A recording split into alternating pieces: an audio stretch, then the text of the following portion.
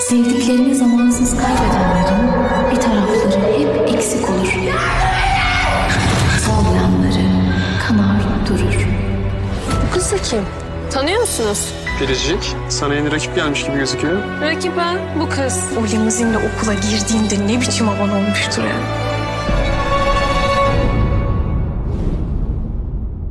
Aklın varsa bu zenginlik rolünü oynarsın, bir güzel etinden sütünden faydalanırsın. Hayır, zengin olduğumu sandığında ne değişecek?